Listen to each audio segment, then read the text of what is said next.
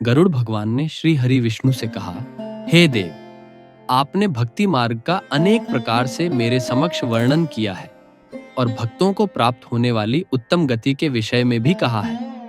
अब हम भयंकर यम मार्ग के विषय में सुनना चाहते हैं। हमने सुना है कि आपकी भक्ति से विमुख प्राणी वहीं नरक में जाते हैं। भगवान का नाम सुगमता पूर्वक लिया जा सकता है। जिह्वा प्राणी के अपने वश में है तो भी लोग नरक में जाते हैं। ऐसे अधम मनुष्य को बार बार धिक्कार है। इसलिए हे भगवान, पापियों को जो गति प्राप्त होती है तथा यम मार्ग में जैसे वे अनेक प्रकार के दुख प्राप्त करते हैं, उसे आप मुझसे कहें। श्री भगवान बोले, हे गरुड़, सुनो, मैं उस यम मार्ग के विषय में कहता हूं जिस मार्ग से पापी जन नरक की यात्रा करते हैं और जो सुनने वालों के लिए भी भयावह है। जो प्राणी सदा पाप परायण है, दया और धर्म से रहित हैं, जो दुष्ट लोगों की संगति में रहते हैं, सत शास्त्र और सत्संगति से विमुख है, जो अपने को स्वयं प्रतिष्ठित मानते हैं, अहंकारी हैं तथा धन और मान के मद से चूर हैं, असुरी शक्ति को प्राप्त है तथा दैवी संपत्ति से रहित है, जिनका चित्त अनेक विषयों में आसक्त होने से भ्रांत है, जो मोह के जाल में फंसे हैं और कामनाओं के भोग में ही लगे हैं, ऐसे व्यक्ति अपवित्र नरक में गिरते हैं। जो लोग ज्ञानशील हैं वे परम गति को प्राप्त होते हैं। पापी मनुष्य दखपूर्वक यम यातना प्राप्त करते हैं। पापियों को इस लोक में जैसे दुख की प्राप्ति होती है और मृत्यु के पश्चात वे जैसी यम यातना को प्राप्त होते हैं, उसे सुनो। पुण्य और पाप के फलों को पूर्व में भोग कर कर्म के संबंध से उसे कोई शारीरिक रोग हो जाता है। मानसिक रोग और शारीरिक रोग से युक्त तथा जीवन धारण करने की आशा से उस व्यक्ति की जानकारी के बिना ही सर्प की भांति बलवान काल उसके समीप आ पहुंचता है। उस मृत्यु की संप्राप्ति की स्थिति में भी उसे वैराग्य नहीं होता। उसने जिनका भरण पोषण किया था उन्हीं के द्वारा उसका भरण पोषण होता है। वृद्धावस्था के कारण विकृत रूप वाला और मरणाभिमुख वह व्यक्ति घर में अवमानना पूर्वक दी हुई वस्तुओं को कुत्ते की भांति खाता हुआ जीवन व्यतीत करता है। वह रोगी हो जाता है, उसे मंदाग्नि हो जाती है और उसका आहार तथा उसकी सभी चेष्टाएं कम हो जाती हैं।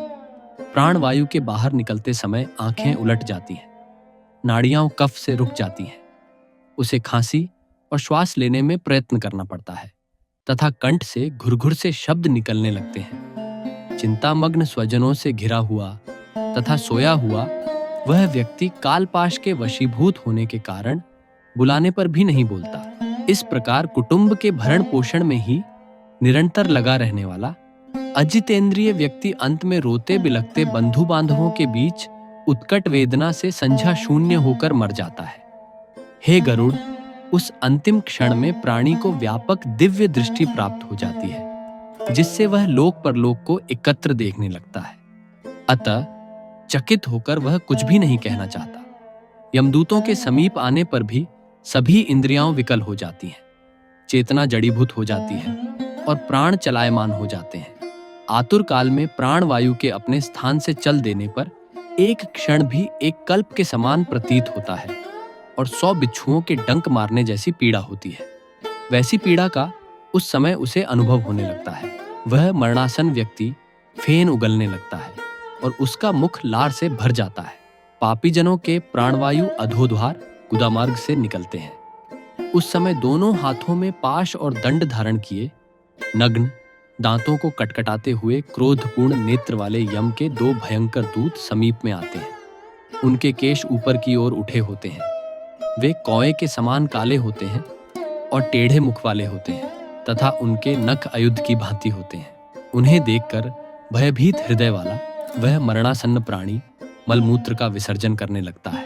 अपने 5 भौतिक शरीर से हाय हाय करते हुए निकलता हुआ तथा यमदूतों के द्वारा पकड़ा हुआ वह अंगुष्ठ मात्र प्रमाण का पुरुष अपने घर को देखता हुआ यमदूतों के द्वारा यातना देह से ढक करके गले में बलपूर्वक पाशों से बांधकर सुदूर यममार्ग यातना के लिए उसी प्रकार ले जाया जाता है जिस प्रकार राजपुरुष दंडनीय अपराधी को ले जाते हैं।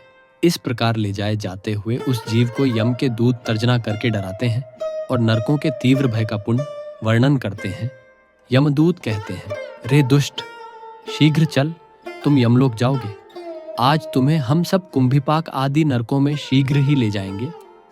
इस प्रकार यमदूतों की वाणी तथा बंधु बांधवों का रुदन सुनता हुआ वह जीव जोर से हाहाकार करके विलाप करता है और यमदूतों के द्वारा प्रताड़ित किया जाता है।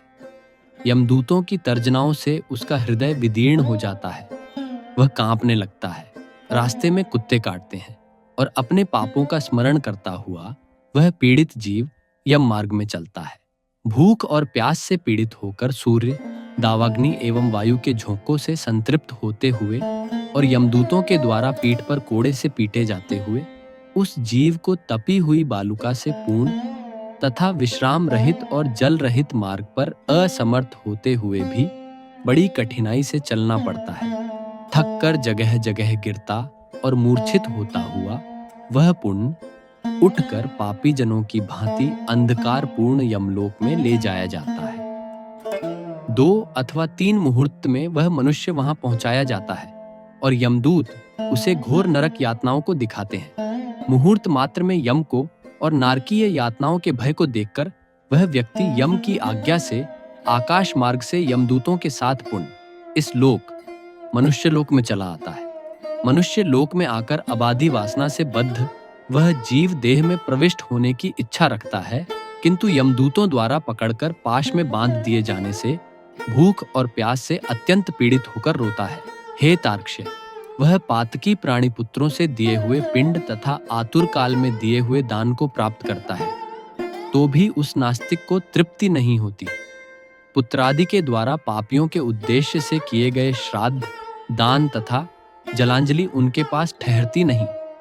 अतः पिंडदान का भोग करने पर भी वे क्षुधा से व्याकुल होकर यम मार्ग में जाते हैं। जिनका पिंडदान नहीं होता वे प्रेत रूप में होकर कल्प पर्यंत निर्जन वन में दुखी होकर भ्रमण करते रहते हैं। सैकड़ों करोड़ कल्प बीत जाने पर भी बिना भोग किए कर्म फल का नाश नहीं होता, और जब तक वह पापी जीव यातनाओं का भोग नहीं कर लेता तब तक उसे मनुष्य शरीर भी प्राप्त नहीं होता। हे पक्षी, इसलिए पुत्र को चाहिए कि वह 10 दिनों तक प्रतिदिन पिंडदान करे। हे पक्षी श्रेष्ठ, वे पिंड प्रतिदिन 4 भागों में विभक्त होते हैं। उनमें 2 भाग तो प्रेत के देह के पंचभूतों की पुष्टि के लिए होते हैं, तीसरा भाग यमदूतों को प्राप्त होता है और चौथे भाग से उस जीव को आहार प्राप्त होता है।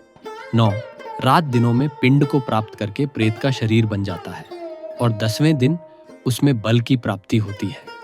हे खग, मृत व्यक्ति के देह के जल जाने पर पिंड के द्वारा पुण्य 1 हाथ लंबा शरीर प्राप्त होता है, जिसके द्वारा वह प्राणी यमलोक के रास्ते में शुभ और अशुभ कर्मों के फल को भोगता है। पहले दिन जो पिंड दिया जाता है उससे उसका सिर बनता है, दूसरे दिन के पिंड से ग्रीवा, गर्दन और कंधे तथा तीसरे पिंड से हृदय बनता है। चौथे पिंड से पीठ, 5वें से नाभि, छठे तथा 7वें पिंड से कमर और गुह्यांग उत्पन्न होते हैं। 8वें पिंड से जांघें और 9वें पिंड से घुटने तथा पैर बनते हैं। इस प्रकार 9 पिंडों से देह को प्राप्त करके 10वें पिंड से उसकी भूख प्यास दोनों जागृत होती है। इस पिंडज शरीर को प्राप्त करके भूख और प्यास से पीड़ित जीव 11वें तथा 12वें 2 दिन भोजन करता है। 13वें दिन यमदूतों के द्वारा बंदर की तरह बंधा हुआ वह प्राणी अकेला उस यम मार्ग में जाता है। हे खग, मार्ग में मिलने वाली वैतरणी को छोड़कर यमलोक के मार्ग की दूरी का प्रमाण 86,000 योजन है। वह प्रेत प्रतिदिन रात दिन में 247 योजन चलता है। मार्ग में आए हुए इन 16 नगर को पार करके पातकी व्यक्ति धर्मराज के भवन में जाता है।